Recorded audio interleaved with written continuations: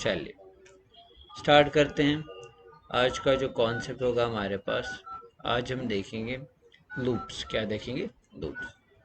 परसों हमने if else की एग्जांपल देखी थी, कैसे इफ एल्स वर्क करता है, साथ साथ रियल टाइम एग्जांपल्स भी की थी। तो आज हम आगे चलते हैं। आज जो कॉन्सेप्ट होगा हमारे पास, आज हम देखेंगे जावास्क्रिप्ट में लूप्स जो है वो कैसे यूज़ करते हैं। ठीक है, तो सबसे पहले अगर लूप्स की डेफिनेशन हम बात करते हैं, लूप्स किस लिए यूज़ किए जाते हैं, तो हम कहते हैं लूप्स जो होते हैं हमारे पास, they are used to iterate the piece of code. They are used to iterate the piece of code. जब आपको आइटरेट करना होगा, means iterate piece of code, iterate piece of code, we use JavaScript, we use loops, we use, and there are number of loops. We have for, while, do while, for in loop क्या है हमारे पास, also called for each in some languages। ठीक है, समझ आ रही है बात? तो ये कितने लूप्स है हमारे पास? 4। ठीक है, तो जैसे कहने का मतलब, अगर कोई स्टेटमेंट है जो आपको बार बार एग्जीक्यूट करानी है, तो वहाँ पे हम किसका इस्तेमाल करते हैं? तो instead of writing a statement over and over again, better है कि हम वहाँ पे क्या यूज़ कर सकते हैं? लूप। अब खाली स्टेटमेंट ही नहीं, कभी कभी कोई लॉजिक भी होता है या कोई फंक्शन आपको बार बार एग्जीक्यूट करवानी होगी, तो बार बार लिखने से बेटर है आप क्या यूज़ कर सकते हैं? लूप्स यूज़ कर सकते हैं। ठीक है, तो मेन मकसद इससे क्या हो जाता है, हमारा जो कोड है वो एफिशिएंट हो जाता है, और साथ ही साथ कोड अगर देखेंगे आपको रीयूज़ भी होता है एक किस्म का। किस में? जब हम लूप्स यूज़, जैसे फॉर इंस्टेंस अगर हमें एक मैसेज सपोज 10 बार मैसेज डिस्प्ले करानी है, तो you have to write alert alert alert या डॉक्यूमेंट डॉट राइट कितनी बार? 5 या 10 बार। कल को वही चीज़ सपोज 15 बार या 20 बार, तो आपको उस स्टेटमेंट को बार बार लिखना पड़ेगा, और उसकी वजह से क्या हो रहा है? कोड ज़्यादा हो रहा है। तो जितने ज़्यादा लाइंस ऑफ कोड रिपीट होगा, उतनी ही उसमें एफिशिएंसी पे असर पड़ेगा। ठीक है, रिडंडेंसी आ रही है हमारे कोड में, तो उसमें एरर्स के भी चांसेस ज़्यादा हो सकते हैं। हालांकि इस प्रॉब्लम को ओवरकम कर सकते बाय यूजिंग, तो एक ही बार स्टेटमेंट लिखी और लो। और दूसरा डिसएडवांटेज उस कोड का ये भी है, चलो उसको आपने आज बोला 10 बार चाहिए, कल को उसी बंदे ने आपको बोला ये चीज़ मुझे चाहिए 20 बार, तो वही चीज़ 20 फिर 100 बार, तो मीन्स आपको बार बार लिखना है। कल को बोला वापस 5 बार, तो काफ़ी हैक्टिक हो जाएगा आपको वो चीज़। हालांकि अगर वही चीज़ हम लूप में यूज़ करेंगे, तो लूप में खाली कंडीशन चेंज करनी है, तो रेस्ट ऑफ द स्टेटमेंट आपको चेंज नहीं करनी है। तो ये एक फ़ायदा है हमारे पास लूप्स का। ठीक है बेटा, तो सबसे पहले जो हम लूप देखेंगे वो होगा हमारा कौन सा लूप? For loop. ठीक है, अब फॉर लूप कैसे वर्क करता है हमारे पास?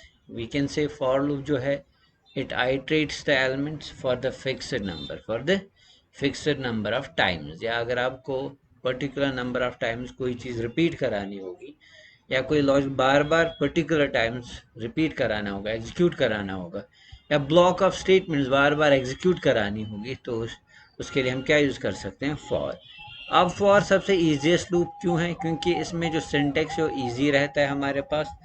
तो कैसे वो सिंटेक्स है? तो सबसे पहले मैंने कहा था हर एक लैंग्वेज का अपना रूल है, तो फॉर में कैसे हम बनाते हैं वो सबसे पहले देखते हैं। ठीक है, तो सिंटेक्स सबसे पहले आप कौन सा कीवर्ड यूज़ करेंगे? फॉर। उसके बाद होती है इनिशियलाइजेशन। क्या होती है हमारे पास? इनिशियलाइजेशन, यानी कि कहाँ से स्टार्ट होगा। उसके बाद होगी हमारी कंडीशन, क्या होगी बेटा? और उसके बाद होगी इंक्रीमेंट, या आपको क्या करना पड़ेगा? डिक्रीमेंट। ये डिपेंड करता है आपने करना क्या है, इंक्रीमेंट करना है और डिक्रीमेंट करना। और उसके बाद लूप की बॉडी, यानी कि वो स्टेटमेंट्स जो आपको बार बार एग्जीक्यूट कराने होंगे, तो उसके लिए हम क्या यूज़ करते हैं? फिर वो ब्लॉक ऑफ कोड हम with in this opening brace and close brace के अंदर, यानी कि यहाँ पे हम वो कोड लिखते हैं जो आपको बार बार एग्जीक्यूट, या वो लॉजिक जो आपको बार बार चलाना होगा, वो भी हम किसके अंदर रखते हैं? इसके अंदर रखते हैं। ठीक है, तो समझ आ रही है बात? तो लाइक ए सेड, ये जो चीज़ हमारे पास है, सबसे पहले इनिशियलाइजेशन कंडीशन इंक्रीमेंट और यहाँ पे वो सेट ऑफ स्टेटमेंट्स जो हमें बार बार एग्जीक्यूट करानी होगी वो यहाँ पे हम मेंशन करते हैं, ठीक है। अब चलिए एक सिंपल एग्जांपल को लेते हैं और देखते हैं इस चीज़ को हम कैसे वर्क करवाते हैं। फॉर लूप का सिंटैक्स भी क्लियर करेंगे और साथ साथ इसका मैकेनिज्म भी अंडरस्टैंड करते हैं। तो सेव करते हैं फाइल को पहले। चलिए इसको नाम ही रखेंगे हम लूप for_loop.html, ठीक है बेटा। तो चलिए ये होगा ये वाला पार्ट। अब यहाँ पे हम यूज़ करेंगे हमारा स्क्रिप्ट टैग, ठीक।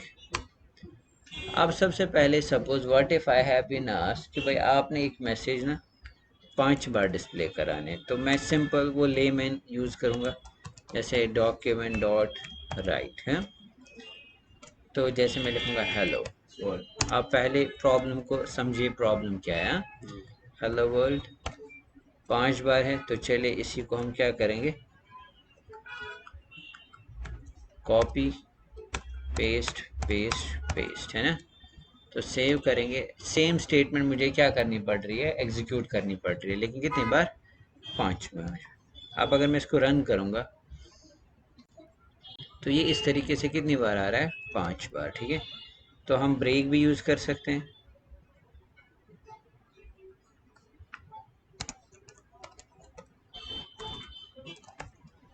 सेव करेंगे तो ये कुछ इस तरीके से आएगा हमारे पास, ठीक है, कोई प्रॉब्लम तो नहीं है। अब लेकिन कल को बोला उसने, सपोज मेरे क्लाइंट ने, I need this message suppose 100 times या 20 टाइम्स, तो दैट मीन्स मुझे कोड कितना लिखना है, बार बार रिपीट करना, और कोड ज़्यादा हो रहा है ना। तो इस प्रॉब्लम को हम ओवरकम कर सकते हैं। और दूसरी चीज़, कल को उसने बोला 1000, तो I have to write this statement 1000 times. या चलिए ये चीज़ उसने बोला वापस 5 बार ही रखो, फिर से, तो उसकी जो रिक्वायरमेंट है वो इंक्रीज डिक्रीज हो रही है।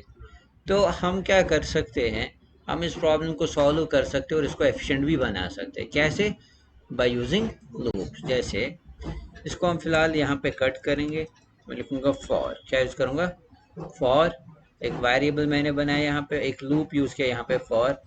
उसके बाद यहाँ पे सबसे पहले हमने कहा था इनिशियलाइजेशन स्टार्ट, जैसे let I is equal to suppose 1 और I less or equal to suppose 5 I plus plus. I की जगह कुछ और वेरिएबल भी यूज़ कर सकते हैं। तो बहुत सारे स्टूडेंट्स का कन्फ्यूजन यही होता है, इज़ आई कीवर्ड सर, क्योंकि हर एक जगह वो गूगल पे भी अगर सर्च मारेंगे तो वहाँ पे आई ही यूज़ होता है। तो नो, आप ABCD XYZ जो भी आपने नाम देना होगा वो दे सकते हैं। तो इट्स नॉट नेसेसरी कि आई ही रखना है, ठीक। या जैसे मैंने यहाँ पे वेरिएबल यहीं पे डिक्लेयर किया, यहाँ पे इनिशियलाइज किया, तो आप इसको इस तरीके से भी लिख सकते थे, हाँ।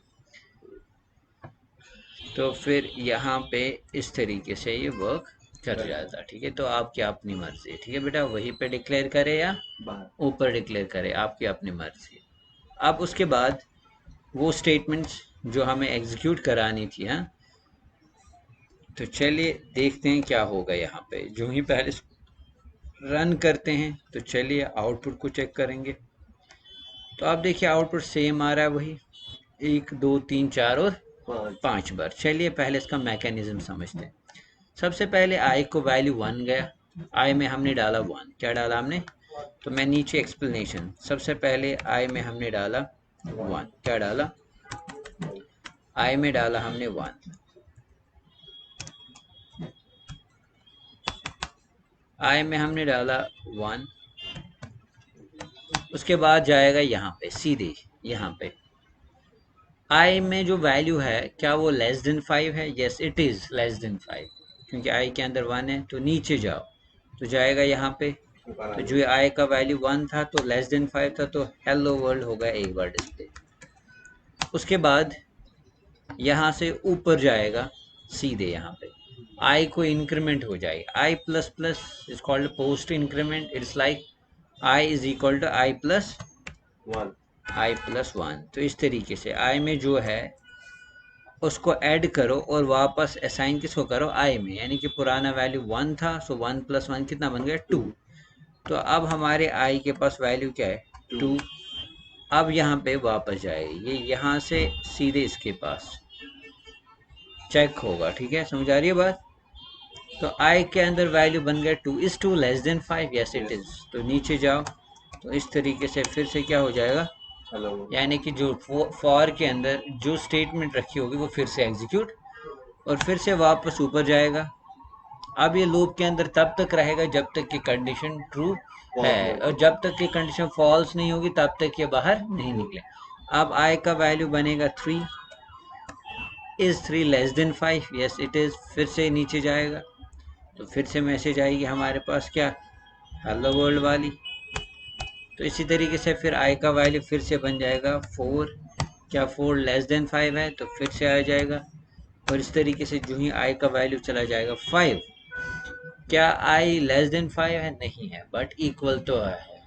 तो इस तरीके से फिर फाइनली फिर से हमारी जो है हेलो वर्ल्ड 1 2 3 4 और 5 बार आएगा। तो इस तरीके से जो ही फिर आई का वैल्यू बन जाता 6, तो आई का वैल्यू जो है it's not less than 6, not equal है। सो समझ, तो अब फिर ये वाली जो स्टेटमेंट ये एग्जीक्यूट। अब इसका फ़ायदा क्या है, अब इसको फ़ायदा ये है, कल को उसने बोला नहीं यही चीज़ मुझे अब 100 बार चाहिए, सो आपको स्टेटमेंट लिखनी है नहीं है, तो you have to change one condition. क्या चेंज करनी है, वन कंडीशन सेव किया और अकॉर्डिंगली आपको उसी हिसाब से, कल को उसने बोला नहीं मुझे 10 बार चाहिए, तो एक कंडीशन चाहिए। तो हम क्या दे सकते हैं उसको, एक ऑप्शन दे सकते हैं कल हम, कि हम क्या कर सकते हैं काम, यहाँ पे डाल देंगे। तो हम क्या कर सकते हैं कल, उसको एक बटन दे सकते हैं, एक ड्रॉप डाउन दे सकते हैं, जहाँ पे वो डायनेमिकली चूज करेगा उसको कितनी बार ये चीज़। तो अगर 3 बार तो वो 3 बार ही, अगर 10 बार तो 10 बार। तो हम एक कंट्रोल इसको देंगे यही से, समझ आ रही बात। तो हमें वहाँ पे उसको लिखने की बार बार, क्योंकि जब आप के पास कोई क्लाइंट आता है तो उसकी रिक्वायरमेंट्स होती है, मुझे वो स्टैटिकली चाहिए कि डायनेमिकली, ठीक है। तो दो चीज़ें होती है, आप मैनेज करेंगे या मैं खुद मैनेज करूँ, तो उसी हिसाब से जो प्रोडक्ट जो आप बना रहे हैं उसकी प्राइस भी उसी हिसाब से चली जाती है, ठीक है। तो प्रेफर करते हैं 90% लोग जो प्रेफर करते हैं वो डायनेमिक क्यों, वो नहीं चाहते कि फिर से प्रोग्रामर या बार बार आए, कंटेंट अपलोड चेंज करना है तो वो बार बार आए। तो इसलिए हम उनको डैशबोर्ड बना के देखें जहाँ पे उनकी चॉइस होती है, काइंड ऑफ जैसे यही है, किसी की वेबसाइट ने कहा कि जो ही मेरी वेबसाइट पे कोई तो पहले ही 5 बार मैसेज आए। हाँ, लेकिन इसमें एक ऑप्शन होना चाहिए कल को मैं चेंज भी कर पाऊँ, मैं मुझे 5 नहीं 2 बार ही चाहिए और मुझे 100 बार चाहिए। सो दैट मीन्स वहाँ पे हमें इसको इस तरीके से बनाना है। तो दैट मीन्स जो ये वेरिएबल यहाँ पे यूज़ करना है, तो अगर हम यूज़र से क्या करेंगे, लेट क्या बनाएंगे, सपोज चॉइस। तो यहाँ पे हम क्या पास करेंगे बेटा, फिर चॉइस लगा देंगे।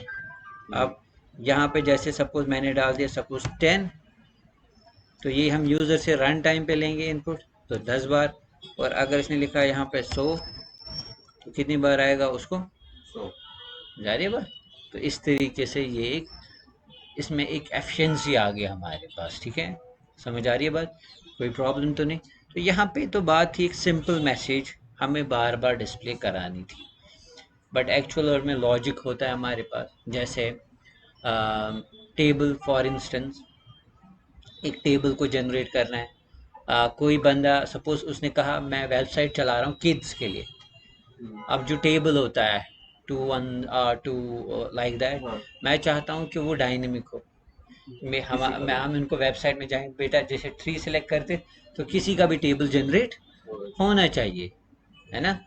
तो जैसे वो बुक आती है टेबल वाली जिस पे लिख के होता है टेबल्स नंबर्स, तो वो फिक्स्ड होते हैं 10 12 तक होते हैं। तो उन्होंने कहा नहीं हमारी वेबसाइट तो किड्स में हम उसमें थोड़ा सा एनिमेशन भी डाल तो वो अट्रैक्टिव भी लगेगी, लेकिन उसमें ये फंक्शनैलिटी होनी चाहिए। तो यहाँ पे क्या करना है, मीन्स मुझे यहाँ पे लॉजिक रिपीट करना है। अगर वो 2 देगा तो 2 का टेबल आना चाहिए, ठीक है। जैसे अब उसमें सोचना है कि रिपीट क्या हो रहा है। अगर 2 दिया उसने तो वहाँ से रिपीट हो चेंज हो रहा है 1 2 3 4 6 7 8 9 10। सो 2 10 और लाइक जो भी है 2 10 जो आता है फिर 20, या ऐसे अगर वो 3 देगा तो सेम वही, तो 1 2 जो है। अब जैसे मीन्स उसको चाहिए 1 से लेकर कहाँ तक, 10 तक पहले सिंपल। तो दैट मीन्स अगर मैं यहाँ पे इंस्टेड ऑफ दिस, अगर मैं सीधे किसको डिस्प्ले कराऊंगा यहाँ पे, आई को, किसको डिस्प्ले कराऊंगा, आई को। तो चलिए देखते क्या आएगा यहाँ पे। चॉइस फिलहाल कमिट करते हैं। तो यहाँ पे एक किस्म के अगर देखेंगे नेचुरल नंबर्स डिस्प्ले हो रहे हैं, कहाँ से कहाँ तक। तो वरना अगर यही सपोज मुझे ही कहा गया था नेचुरल नंबर डिस्प्ले करा के दो, तो वहाँ ऑप्शन है 1 फॉर, तो चलते हैं। तो नेचुरल नंबर्स अगर डिस्प्ले कराने होंगे तो इस तरीके से, या कल कुछ ने बोला नहीं नेचुरल नंबर्स कहाँ तक, तो instead of writing document dot right 1, document dot right 2, document dot right 3, document dot right 4, तो कितना हैक्टिक था ये पार्ट, बहुत ही हैक्टिक। बट इसी प्रॉब्लम को हमने सॉल्व किया बाय यूजिंग लूप्स। किसकी मदद से, लूप्स की मदद से। समझ आ रहा है सभी को, ऑनलाइन भी ऑफलाइन भी सभी को, पक्का कोई इशू तो नहीं, कोई प्रॉब्लम तो नहीं है ना। अब जैसे अगर यहाँ पे कंडीशन चेंज होगी तो अब थोड़ा सा टेस्टिंग एक्सपेरिमेंट करते हैं समझाने के लिए। अगर किसी ने लेस देन की जगह यहाँ पे डाल दिया ग्रेटर है, तो क्या होगा, क्या ये चलेगा या नहीं। तो लूप्स का एक लॉजिक होता है, सबसे पहले इनिशियलाइजेशन। अगर अगर कंडीशन ट्रू होगी इनिशियलाइजेशन के हिसाब से तभी वर्क करेगा, वरना वर्क। तो आई में डाला हमने 1, क्या 1 बड़ा है 10 से या उसके बराबर, तो नहीं है। तो चलिए देखते हैं क्या आउटपुट आएगा कुछ। तो आप देखेंगे तो आउटपुट कुछ है, क्योंकि ये लूप के अंदर जा ही नहीं रहा है, क्योंकि हमारी कंडीशन ट्रू नहीं हो रही है। तो आपको आ रही है बात समझ। या इसी तरीके से अगर उसने ऐसे लिख दिया is I equal to 1, is I greater or equal to 1, अगर आप देखेंगे आई इक्वल है चलेगा, उसके बाद जो ही इंक्रीमेंट हो जाएगी तो अब ये ग्रेटर ही रहेगा। 2 इज ग्रेटर 1, 3 इज ग्रेटर, तो ये जाएगा इन्फिनाइट, क्या जाएगा हमारे पास। अगर इसी को रन करेंगे तो देखिए हैंग हो जाएगा हमारा, सी लग रहा है। सो दैट मीन्स ये असल में क्या जा रहा है, इन्फिनाइट नंबर ऑफ टाइम्स क्या जा रहा है हमारे पास।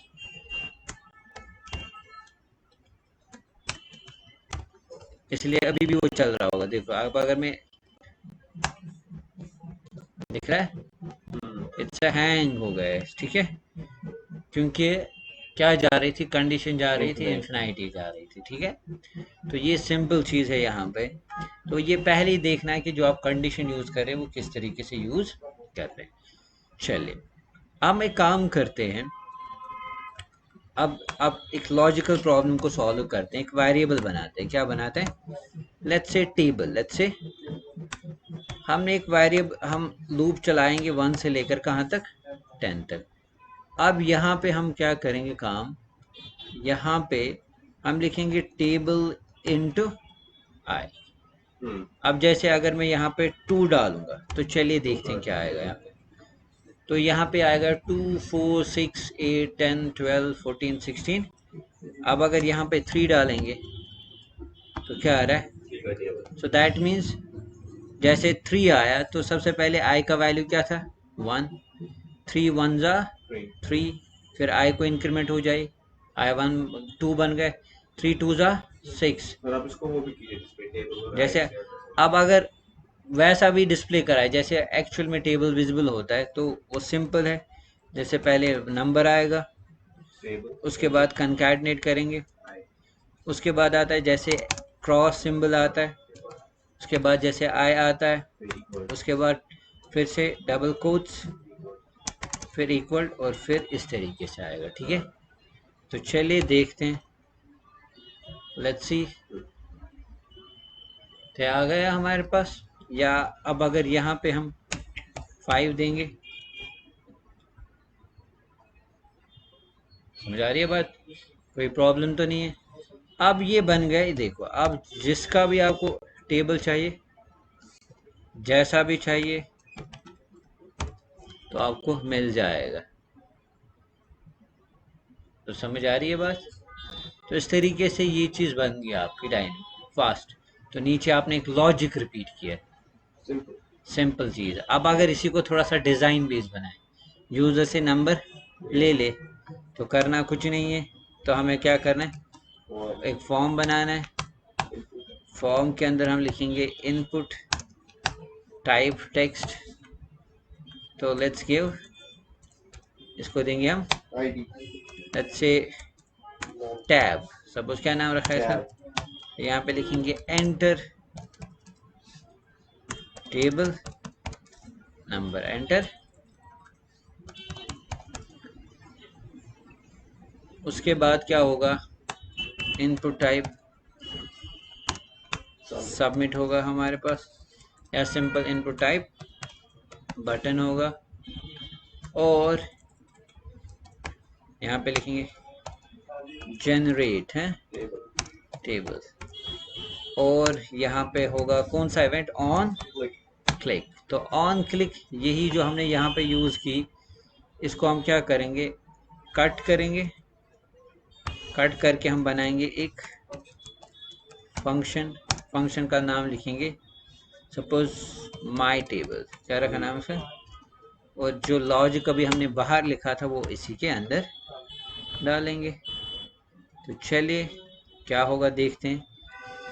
अब जो ये नंबर है, ये नंबर अब कहाँ से लेंगे हम, यूज़र से, ठीक है, यानी कि जो वहाँ से, तो क्या यूज़ करते थे हम, DOM object, so use document dot get element by ID है, so get element by id, what is the id, it's tab dot value, but we have to convert it, but we have to, तो इसको convert करेंगे parse int, ठीक है। और चलिए देखते हैं ये वर्क करेगा भी अब या नहीं करते हैं, लेट्स सेव इट। और ऑन क्लिक हम किस फंक्शन को कॉल करेंगे, माई टेबल, यानी कि जब उस बटन पे क्लिक हो जाएगा तो कॉल दिस फंक्शन, तो इसके अंदर जो भी स्टेटमेंट्स होंगी वो एग्जीक्यूट। तो इसके अंदर हम सबसे पहले कर क्या रहा है कि भाई जो इसमें उस इनपुट फील्ड में उसने जो नंबर दिया होगा वो उठा के हम स्टोर कर रहे हैं इस वेरिएबल में। बट बाय डिफॉल्ट हमें ये भी पता है जो document dot get element by ID जो है ये वो एज उसको स्ट्रिंग लाएगा, उस वैल्यू को फिर हम कन्वर्ट किस में कर रहे हैं, इंटीजर में। This is called type casting, converting one data type into, तो एक डेटा टाइप को दूसरे डेटा टाइप में चेंज कर रहे हैं। चलिए अब इसको रिफ्रेश करते हैं बेटा, चलिए let's say 4 and click, so we are getting 4 table, समझ आ रही है बात। या इसी तरीके से चलिए हम देंगे 4000 और 40,000, तो आप बाद में आप इसमें थोड़ी सी एनिमेशन स्टाइलिंग टाइलिंग करके इसको एक अच्छा बना सकते हैं। तो ये इम्पोर्टेंट समझाने के लिए कि कैसे हम लूप को यूज़ कर सकते हैं। एक सिंपल लूप इतना ही नहीं है, जितना लूप्स पे आपको होल्ड आएगा उतना आपके लिए प्लस पॉइंट होगा, ठीक, उतना ही आपके लिए अच्छी चीज़ होगी। जैसे इसी तरीके से लूप्स के अंदर इफ एल्स भी हम यूज़ कर सकते हैं। जैसे सपोज मुझसे कहा गया खाली टेबल के अंदर, या जो भी हम टेबल जनरेट कर रहे हैं, क्या कर रहे हैं, टेबल जनरेट कर रहे हैं, वो खाली इवन नंबर्स का टेबल जनरेट करना चाहिए, ऑड नंबर्स का टेबल जनरेट, तो दैट मीन्स अगर यूज़र नंबर देगा वो पहले मुझे चेक करना है वो इवन है कि ऑड। आपको आ रही है बात समझ। सपोज कॉम्प्लेक्सिटी समझ, या तो हम लूप को इफ के अंदर भी यूज़ कर सकते हैं, या इफ के अंदर भी हम लूप यूज़ कर सकते हैं, लूप के अंदर भी हम इफ यूज़, तो चॉइस है, ये डिपेंड करता है प्रॉब्लम का नेचर कैसा है। आप आधे स्टूडेंट्स का ये होता है शायद लूप के अंदर इफ एल्स यूज़ नहीं कर सकते हैं, या इफ एल्स के अंदर लूप यूज़ नहीं कर सकते, तो कोई प्रॉब्लम नहीं है। टूल्स आपने पढ़े हैं वो आप कहीं पे भी यूटिलाइज, जैसे मैंने एक सिनेरियो यहाँ पे क्रिएट किया, एक सिचुएशन क्रिएट की कि भाई अगर हमारे पास सपोज कहा गया है कि नहीं टेबल खाली जनरेट होना चाहिए इवन नंबर और नंबर्स का नहीं, so that means before executing the loop statement पहले मुझे उस नंबर को पहले चेक करना है, I have to check the condition. So what I do, इसको कट करते हैं, सबसे पहले लिखेंगे if table modulus by 2 is equal to 0, यानी कि टेबल को जब डिवाइड किया जाएगा तो वी नो इवन नंबर्स कौन से होते हैं, वो जो रिमाइंडर जिनका 0 होता है, जो उनका मॉडुलस डिवीजन करके अगर उसका रिमाइंडर क्या निकलेगा 0, तो वो इवन नंबर्स है। तो चलिए अगर यहाँ पे इस कोड को हम क्या करेंगे, यहाँ पे फिर इस कोड को हम यहाँ पे डाल देंगे, और फिर इसका हम यूज़ करेंगे एल्स, और एल्स में लिखेंगे अगर नहीं होगा तो अलर्ट सॉरी,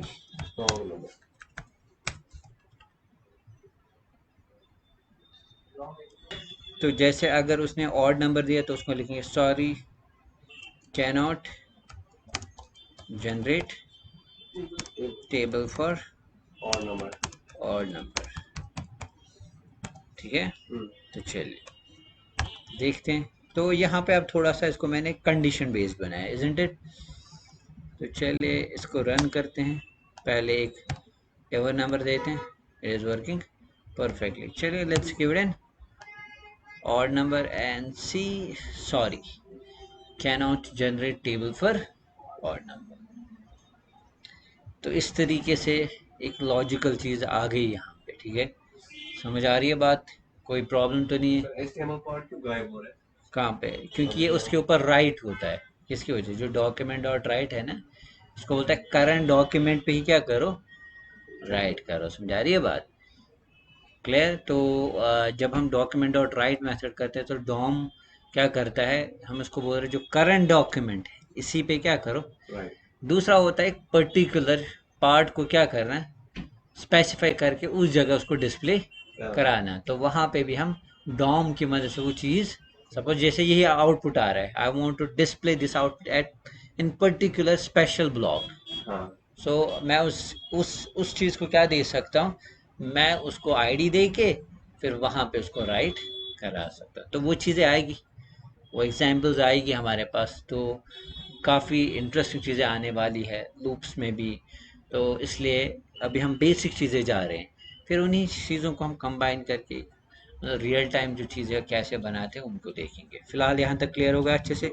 तो ये थी हमारी एक छोटी मोटी सी एग्जांपल, कैसे फॉर लूप वर्क करता है हमारे पास, ठीक है। और कैसे इफ़ के अंदर भी हम फॉर यूज़ कर सकते हैं, सिंपल इसी तरीके से फॉर के अंदर भी हम इफ़ यूज़ कर सकते हैं, ठीक है।